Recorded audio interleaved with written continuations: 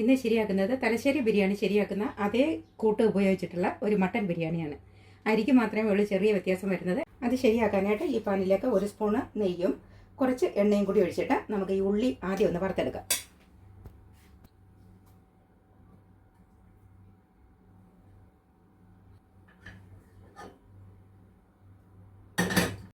ചെറുതായിട്ട് അരിഞ്ഞെടുത്ത ഉള്ളിയാണിത്. ഇത് നമുക്കൊന്ന് വറുത്ത് കോരിയെടുക്കാം.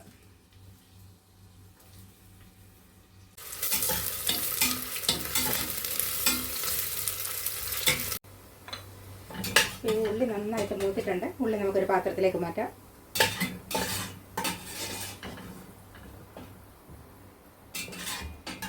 ഒരുപാട് അങ്ങ് മൂക്കുന്നതിന് മുമ്പ് തന്നെ എടുക്കണം, ഇല്ലെങ്കിൽ ഇത് കരിഞ്ഞു പോകും. ഇതാണ് ഇത്രയും മൂത്താൽ മതിയാവും.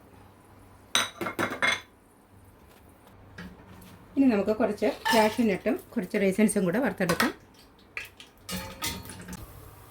കാഷ്യൂനട്ട് കുറച്ചൊന്ന് മൂത്ത് വരുമ്പോൾ തന്നെ നമുക്ക് മുന്തിരി കൂടി ഇട്ട് കൊടുക്കാം. ഉണങ്ങിയ മുന്തിരി ഇതൊക്കെ റെഡി ആയിട്ടുണ്ട്.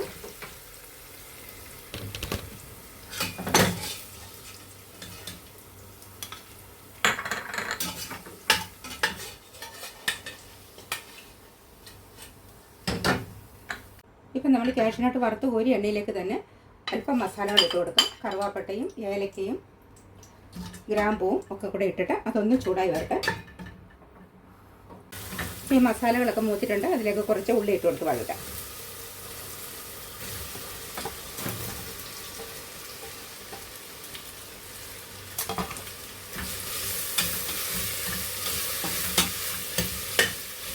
എണ്ണ കുറവാണെന്നുണ്ടെങ്കിൽ കുറച്ച് എണ്ണ കൂടി ഒഴിച്ചു കൊടുക്കാം. ഇതിപ്പോൾ എനിക്ക് ഇതിനകത്തിൽ എണ്ണ ആവശ്യത്തിനുണ്ടായിരുന്നതുകൊണ്ട് ഞാൻ പിന്നീട് എണ്ണ ഒഴിച്ചിട്ടില്ല. ഈ ഉള്ളിലേക്ക് കുറച്ച് ഉപ്പിട്ട് കൊടുക്കാം.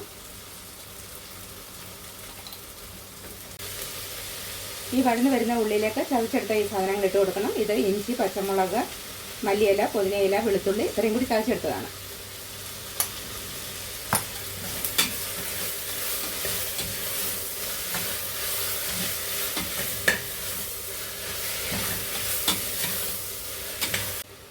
ഇപ്പോൾ ഈ ഉള്ളി വഴന്ന് വന്നിട്ടുണ്ട്. അതിലേക്ക് മട്ടൻ വേവിക്കാനായിട്ട് ശരിയാക്കിയ ഈ അരപ്പ് ഇട്ട് കൊടുക്കാം. ഇത് ഇഞ്ചി, പച്ചമുളക്, വെളുത്തുള്ളി, പുതിനയില, മല്ലിയില ഇതെല്ലാം കൂടി ചതച്ചെടുത്തതാണ്.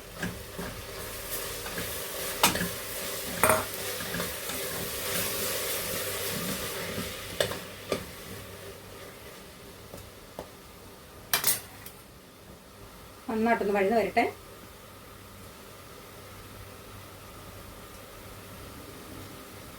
ഇതിലേക്ക് കുറച്ച് മഞ്ഞൾ പൊടി ഇട്ട് കൊടുക്കാം.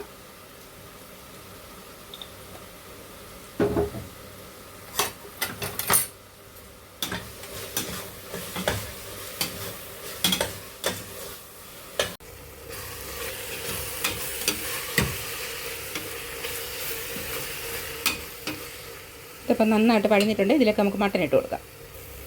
നന്നായിട്ട് കഴുകി വൃത്തിയാക്കി എടുത്ത മട്ടനാണിത്. 1 കിലോ മട്ടനുണ്ട്, അതിട്ട് കൊടുത്തു.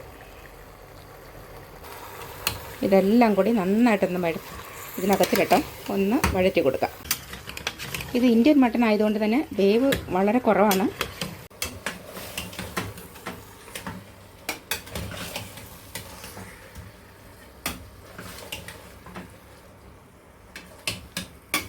ഇതിപ്പോൾ മട്ടൺ ഇതിലായിട്ട് അല്പസമയം അതിലേക്ക് കുറച്ച് തക്കാളി അരിഞ്ഞിട്ട് കൊടുക്കാം.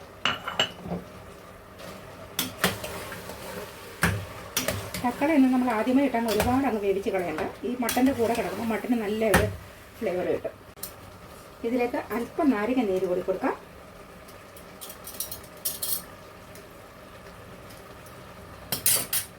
നന്നായിട്ട് ഇളക്കി കൊടുക്കാം.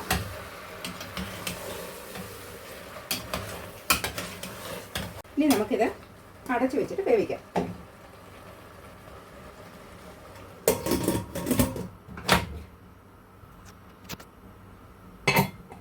വലിയ അടുപ്പിൽ നിന്നൊന്ന് മാറ്റി വയ്ക്കാം.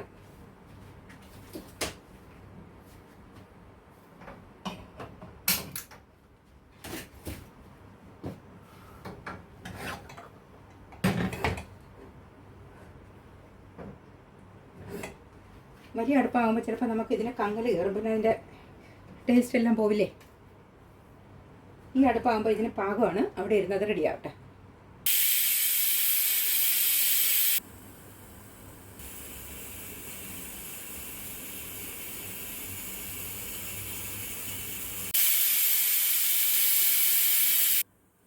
ഫ്ലെയിം ഓഫ് ചെയ്യുക. ഇത് കുറച്ച് സമയം ഒട്ടിക്കട്ടെ. ആ സമയം കൊണ്ട് നമുക്ക് കുറച്ച് ചോറ് ശരിയാക്കാം. ചോറ് ശരിയാക്കാനായിട്ട് ഒരു പാൻ വെച്ചു. ഇതിലേക്ക് കുറച്ച് എണ്ണയും നെയ്യും ഒഴിച്ചു കൊടുക്കാം. കുറച്ച് നെയ്യിട്ടു. അല്പം എണ്ണ കൂടി ഒഴിച്ചു കൊടുക്കാം.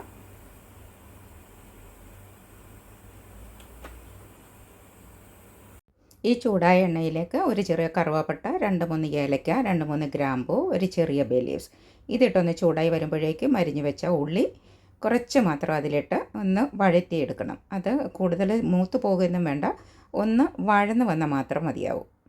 ഇത് ചെറുതായിട്ടൊന്ന് വാടി വന്നാൽ മതി ഈ ഉള്ളി ഇട്ടത്. അതിലേക്ക് നമുക്ക് റെഡിയാക്കി വെച്ച അരി ഇട്ട് കൊടുക്കാം. ഈ അരി ഇത് ബ്രൗൺ ബസ്മതി റൈസാണ്, വൈറ്റ് അല്ല, ബ്രൗൺ. അത് നീളമുള്ള അരിയാണ്. അതാണ് ഞാൻ പറഞ്ഞത് ഇപ്രാവശ്യത്തെ അരിക്ക് വ്യത്യാസം ഉണ്ടാകുമെന്ന്. എപ്പോഴും ഞാൻ കൈമ റൈസ് അല്ലെങ്കിൽ ജീരകശാല അങ്ങനെയുള്ള ആ അരിയാണ് ഉപയോഗിക്കാറുള്ളത്. അപ്പോൾ മക്കൾക്കൊക്കെ വെളുത്തിരിക്കുന്ന ചോറിനോടാണ് ഇഷ്ടം. നമ്മുടെ വീട്ടിൽ എന്തെങ്കിലുമൊക്കെ അസുഖങ്ങളുള്ളവരൊക്കെ ഉണ്ടാകുമ്പോൾ അവർക്ക് കുറച്ചൊന്ന് ഫൈബർ കണ്ടൻ്റുള്ള ചോറാകുമ്പോൾ അവർക്ക് കുറച്ചും കൂടെ ഹെൽത്തി ആയിട്ട് തോന്നുമല്ലോ. അതുകൊണ്ടാണ് ഞാൻ ഇപ്രാവശ്യം ഇങ്ങനത്തെ അരി എടുത്തത്. ഇപ്പോൾ ഈ ഡയബറ്റിക്കിൻ്റെ ഒക്കെ അസുഖങ്ങളുള്ളവർ ഒരുപാട് വീടുകളിലും ആൾക്കാരുണ്ടല്ലോ. അപ്പോൾ അവർക്കും കൂടെ കഴിക്കാൻ പാകത്തിന് ഇങ്ങനെയൊക്കെയുള്ള ഒരു ഭക്ഷണം ശരിയാക്കിയാൽ നമുക്ക് എല്ലാവർക്കും സന്തോഷത്തോടെ കഴിക്കാൻ പറ്റും. ഇപ്പോൾ ഈ അരി വറക്കാൻ തുടങ്ങിയിട്ട് കുറച്ച് സമയമായി. ഇപ്പോൾ ഈ പൊട്ടുന്ന സൗണ്ടൊക്കെ കേൾക്കുന്നില്ലേ? ഇനി ഇതിലേക്ക് നമുക്ക് വെള്ളം ഒഴിച്ചു കൊടുക്കാം. നമ്മൾ അരി എടുത്ത് അതേ ഗ്ലാസ്സിന് തന്നെ ആയിരിക്കണം വെള്ളം ഒഴിക്കുന്നത്. ഇതിപ്പോൾ ഞാൻ 1.5 ഗ്ലാസ് അരി എടുത്ത് ഞാനിതിൽ 4 ഗ്ലാസ് വെള്ളം ഒഴിക്കുന്നുണ്ട്. കാരണം സാധാരണയിൽ ഇച്ചിരി വലിപ്പമുള്ള അരി ആയതുകൊണ്ട് തന്നെ ഇത് വേകാൻ കുറച്ച് സമയം എടുക്കും.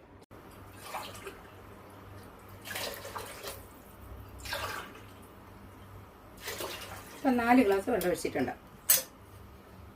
ഇത് നന്നായിട്ട് ഇളക്കാം. ഒരല്പം ഉപ്പും ഇട്ട് നമുക്കിത് അടച്ച് വെച്ചിട്ടൊന്ന് വേവിക്കാം. ആദ്യം നമ്മൾ നന്നായിട്ട് തീ ഒന്ന് കൂട്ടി വെച്ചിട്ട് ഇത് തിളപ്പിക്കണം. തിളച്ച വെള്ളം ഒഴിച്ചു കൊടുക്കുകയാണെങ്കിൽ കുറച്ചും കൂടി എളുപ്പമായിരിക്കും. ഞാൻ തിളച്ച വെള്ളം ഒഴിച്ചില്ല, കാരണം വലിയ അടുപ്പായതുകൊണ്ട് വേഗം തിളച്ചോളൂ. ഈ ചോറിന് ആവശ്യമായ ഉപ്പിട്ട് കൊടുക്കാം. ഉപ്പിട്ടിട്ട് നമ്മൾ നന്നായിട്ട് ഇളക്കി കൊടുക്കാം.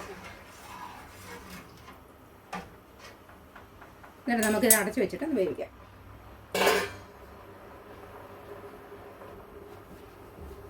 ഇപ്പോൾ ഈ മട്ടൻ റെഡി ആയിട്ടുണ്ട്. നമുക്ക് തുറന്ന് വെച്ചിട്ട് ഇതൊന്ന് തിളപ്പിച്ചെടുക്കാം. ആദ്യം ഗരം മസാല ഇട്ട് കൊടുത്തിരുന്നില്ല. ഇപ്പം നമുക്ക് ആവശ്യത്തിനുള്ള ഗരം മസാല ഇട്ട് കൊടുക്കാം. നന്നായിട്ട് ഇളക്കി കൊടുക്കാം. ഈ ഗരം മസാല നമ്മൾ ഒടുവിലിടുമ്പോഴേക്കും ഇതിന് നല്ലൊരു ഫ്ലേവർ ആയിരിക്കും. അതിന് നല്ല മണം നിൽക്കും. അതിൽ ഒന്ന് ഇളക്കി കൊടുത്താൽ മതി. ഇതിപ്പോൾ ആവശ്യത്തിന് കുറുകലൊക്കെ ആയിട്ട് ഇരിപ്പുണ്ട്. അരി തിളച്ചിട്ടുണ്ട്.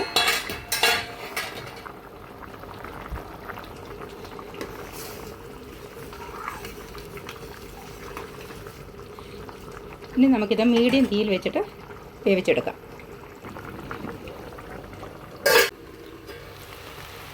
ഇപ്പോൾ ഈ ചോറ് ഒരു 80% ഒക്കെ വെന്തിട്ടുണ്ട്. ഇത്രയും മതി. ഇതിൻ്റെ വെള്ളമൊക്കെ ഏകദേശം വറ്റി വന്നിട്ടുണ്ട്.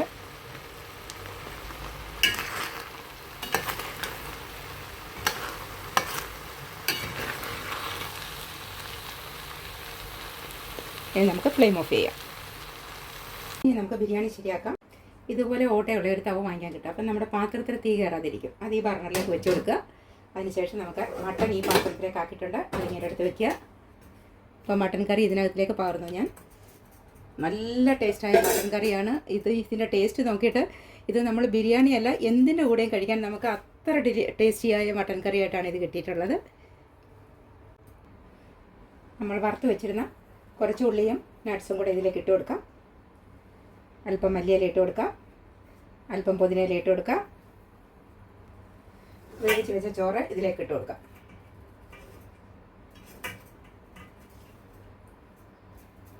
ഇത് കറക്റ്റാണ് ഈ അരി വെന്തിരിക്കുന്നത്. ഇത് വെന്ത് പോയിട്ടൊന്നുമില്ല. അതുകൊണ്ട് തന്നെ നമ്മൾ ഇനി ഇതിലൊരു ആവി വന്ന് നമ്മൾ എടുക്കുമ്പോഴേക്കും ഇത് കറക്റ്റായിട്ട് തന്നെ നമുക്ക് കിട്ടും. ഇതിലേക്ക് ഇടയ്ക്കിടയ്ക്ക് നമുക്ക് ഈ വറുത്ത ഉള്ളി കുറച്ചിട്ട് കൊടുക്കാം. കുറച്ച് നട്ട്സ് ഇട്ട് കൊടുക്കാം. കുറച്ച് മല്ലിയില ഇട്ട് കൊടുക്കാം. കുറച്ച് പുതിനയില ഇട്ട് കൊടുക്കാം. ഒരല്പം ഗരം മസാല അതിൻ്റെ ഇടഭാഗത്തായിട്ട് ഇങ്ങനെ ഇട്ട് കൊടുക്കാം. ബാക്കിയുള്ള ചോറ് കൂടി അതിൻ്റെ മുകളിൽ ഇട്ട് കൊടുക്കാം.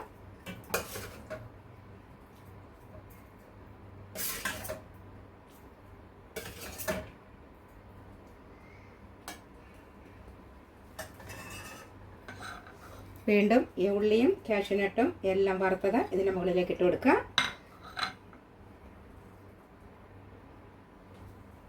മല്ലിയിലയും പുതിനയിലയും കുറച്ചിട്ട് കൊടുക്കുക. അല്പം കളർ കിട്ടാൻ വേണ്ടി കുറച്ച് കുങ്കുമപ്പൂവ് പാലിൽ ഇങ്ങനെ ചെറിയ ചൂടുള്ള പാലിലേക്ക് ഇട്ടിട്ട് അതുകൂടി ഒന്ന് ഒഴിച്ചിട്ടുണ്ട്. ഒരല്പം ചോറ് കൂടി ബാക്കിയുണ്ടായിരുന്നു, അതുകൂടി ഇട്ട് കൊടുക്കാം.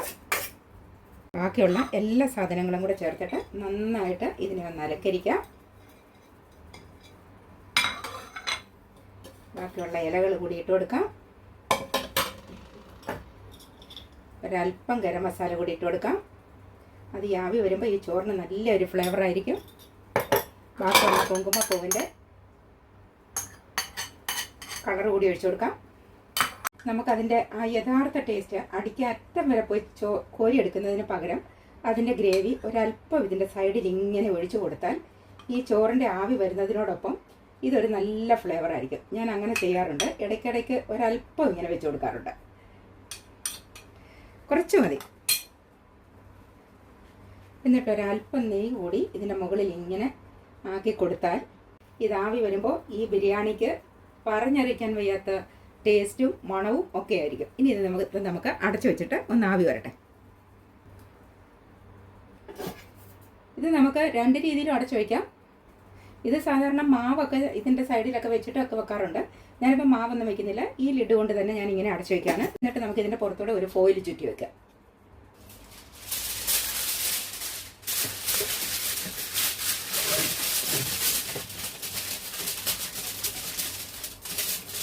ഈ അലുമിനിയത്തിൻ്റെ ഫോയിൽ നമ്മൾ നന്നായിട്ട് ഇതിൻ്റെ മുകളിൽ കൂടി ഇങ്ങനെ എടുത്തിട്ട് നന്നായിട്ട് ഇങ്ങനെ ചുറ്റി വെച്ചാൽ മതി. ഇവിടെ ഇരുന്നിത് ദമ്മായി കിട്ടും. ദം ബിരിയാണി എന്ന് പറയില്ലേ, ദം ബിരിയാണി. നമുക്ക് അടുപ്പൊന്നും ഇല്ലാത്തപ്പോൾ നമ്മൾ ഗ്യാസ് അടുപ്പിലൊക്കെ വെച്ചിട്ട് വെക്കുമ്പോൾ ഇങ്ങനെ ചെയ്യുന്നതാണ് സൗകര്യം. ബിരിയാണി വേകുന്ന സമയം കൊണ്ട് നമുക്ക് കുറച്ച് തൈര് ഉടച്ചെടുത്തിട്ടുണ്ട്. അതിലേക്ക് നമുക്ക് ചെറിയൊരു സലാഡ് ശരിയാക്കാം. ഞാൻ ഒരു കുക്കുംബർ ചോപ്പ് ചെയ്ത് വെച്ചിട്ടുണ്ട്. അതിനോടൊപ്പം ശകല ഉള്ളിയും ചേർത്തു. ഞാൻ ചോപ്പ് ചെയ്തിട്ടാണ് എടുത്തത്. അപ്പോൾ നമുക്ക് വേഗം ചെയ്തെടുത്ത് തീർക്കാൻ പറ്റും ജോലി. ഇപ്പോൾ ചോപ്പ് ചെയ്തെങ്കിലും ഒരുപാട് അങ്ങ് പൊടിഞ്ഞു പോയിട്ടില്ല. ആവശ്യത്തിനുള്ള കറക്റ്റ് അളവിലാണ് അത് പൊടിഞ്ഞു കിട്ടിയിരിക്കുന്നത്. ഇതിലേക്ക് അല്പം ഉപ്പ് ചേർക്കാം. അല്പം കുരുമുളകിൻ്റെ പൊടി കൂടി ചേർക്കാം. ഇത് നന്നായിട്ടൊന്ന് മിക്സ് ചെയ്യാം. നല്ല സലാഡും റെഡി ആയിട്ടുണ്ട്. ഇതിലേക്ക് അല്പം മല്ലിയില ഇട്ട് കൊടുക്കാം. അപ്പോൾ നമ്മുടെ സലാഡ് ഇവിടെ റെഡിയായി. ഇനി ഈ ചോറിനോടൊപ്പം കഴിക്കാനായിട്ട് ഒരു ചമ്മന്തി ശരിയാക്കാം. നമുക്ക് പച്ചമുളക് ചേർത്ത ഒരു ചമ്മന്തി. അതിനായിട്ട് കുറച്ച് തേങ്ങ എടുത്തിട്ടുണ്ട്, 2 ചുവന്നുള്ളി എടുത്തിട്ടുണ്ട്, കുറച്ച് മല്ലിയില എടുത്തിട്ടുണ്ട്, വളരെ കുറച്ച് പുതിനയില എടുത്തിട്ടുണ്ട്. മല്ലിയില ആയിരിക്കണം കൂടുതലുള്ളത്. അതിനോടൊപ്പം ഒരു ചെറിയ ഇഞ്ചി എടുത്തിട്ടുണ്ട്, പച്ചമുളക്. ഇത് നമുക്കൊന്ന് ചതച്ചെടുക്കാം. ഇതിലേക്ക് ആവശ്യത്തിനുള്ള ഉപ്പും കൂടി ഇട്ടിട്ട് ചതയ്ക്കാം. ഇതിപ്പോൾ ചതഞ്ഞ് കിട്ടിയിട്ടുണ്ട്. പച്ചച്ചമ്മന്തി.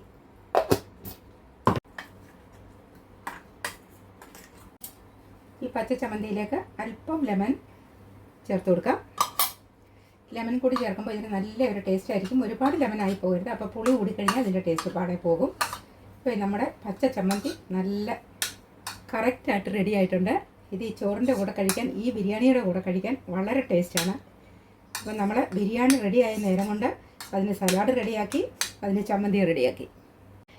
എല്ലാ ജോലികളും തീർന്നു. സലാഡ് റെഡിയായി, ചമ്മന്തി റെഡിയായി, എൻ്റെ കിച്ചണെല്ലാം റെഡിയായി. എല്ലാം ഞാൻ തൂത്തുടച്ച് വൃത്തിയാക്കി. ഇപ്പോൾ നമുക്ക് സമാധാനമായിട്ട് ഇനി പോയിരുന്ന് ഭക്ഷണം കഴിക്കാം. ബിരിയാണി റെഡി ആയി കഴിഞ്ഞാൽ നമ്മൾ ഫ്ലെയിം ഇപ്പോൾ ഇതിന് നന്നായിട്ട് ആവിയൊക്കെ വന്നിട്ടുണ്ട്. ഞാൻ ഫ്ലെയിം ഓഫ് ചെയ്തു. ഇതൊരല്പസമയം ഇതിലിരിക്കണം. എങ്കിലേ അതിൻ്റെ ആ കറക്റ്റായിട്ടുള്ള ടേസ്റ്റിൽ നമുക്ക് എടുക്കാൻ പറ്റുള്ളൂ. ബിരിയാണി ഇവിടെ റെഡിയാക്കി വെച്ചിട്ട് നമ്മൾ സ്ത്രീകൾക്കൊക്കെ ആകുമ്പോൾ പോയി ഒന്ന് ഫ്രഷായി ഒന്ന് കുളിച്ച് റെഡിയാകാനൊക്കെയുള്ള സമയം കിട്ടും. ഇനി നമുക്കിത് ഇളക്കി നോക്കാം.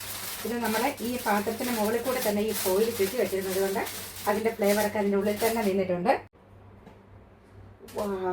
ആവി പറക്കുന്നത് നോക്ക്. നമ്മളുടെ തലശ്ശേരി മട്ടൻ ബിരിയാണി ഇവിടെ റെഡി ആയിട്ടുണ്ട്. അരിക്ക് മാത്രമേ ഉള്ളൂ വ്യത്യാസം, ബാക്കി ഒന്നിനും ഒരു വ്യത്യാസവും ഇല്ല. അതിരുചികരമായ മട്ടൻ ബിരിയാണിയാണിത്. ഇത് നമുക്കൊന്ന് പാത്രത്തിലേക്ക് പകരാം. എന്താ മണമെന്നോ! വാ, ഇപ്പോൾ തന്നെ നമുക്ക് വാരി കഴിക്കാൻ തോന്നും. ഇതിന് മുകളിൽ നിന്ന് കുറച്ച് നട്ട്സ് നമുക്കൊരു പാത്രത്തിലേക്ക് എടുക്കാം.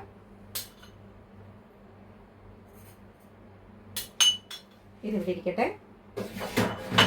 ഇനി നമുക്ക് ഈ ചോറ് ഈ പാത്രത്തിലേക്ക് പകരാം. ചോറല്ല, ബിരിയാണി. ഇതാ നോക്കൂ, എന്താ അതിൻ്റെ കളറൊക്കെ എന്ന് നോക്കിക്കേ.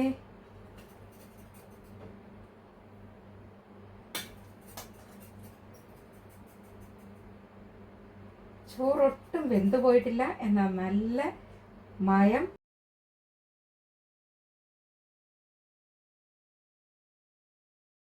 ഇനി നമുക്ക് കുറച്ച് മട്ടൻ ഈ പാത്രത്തിലേക്ക് വയ്ക്കാം.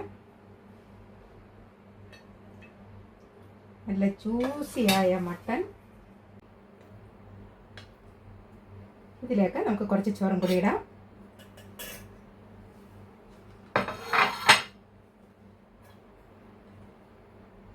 ഒന്നും പറയാനില്ല, അത്ര നല്ല സ്മെല്ലാണ് ഇതിന്.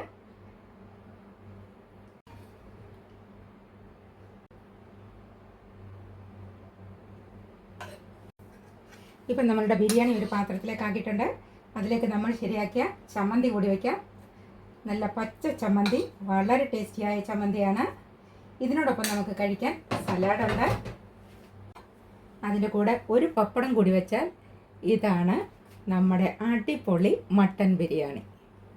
നോക്കൂ, നല്ല തലശ്ശേരി ബിരിയാണി തന്നെയാണിത്. നമുക്ക് വളരെ സ്വാദോടെ ഇത് കഴിക്കാൻ പറ്റും. വളരെ സ്വാദാണ് ഇതിന്, വളരെ ടേസ്റ്റിയാണ്. നിങ്ങളൊന്ന് ശരിയാക്കി നോക്കൂ, നിങ്ങൾക്ക് എല്ലാവർക്കും ഇത് ഇഷ്ടപ്പെടും. ഈ അരി കൊണ്ടും നമുക്ക് തലശ്ശേരി ബിരിയാണി ശരിയാക്കാൻ പറ്റും. അപ്പോൾ നിങ്ങൾക്കും ഈ അരിയൊക്കെ കിട്ടുവാണെങ്കിൽ നിങ്ങളൊന്ന് ട്രൈ ചെയ്ത് നോക്കൂ. വളരെ ഇഷ്ടത്തോടെ നിങ്ങളുടെ വീട്ടിലുള്ള എല്ലാവരും ഇത് കഴിക്കും എന്നുള്ളതിന് ഒരു സംശയമില്ല. കാരണം അത്ര ടേസ്റ്റിയാണ് ഈ ഫുഡ്, അത്ര ടേസ്റ്റിയാണ് ഈ ബിരിയാണി.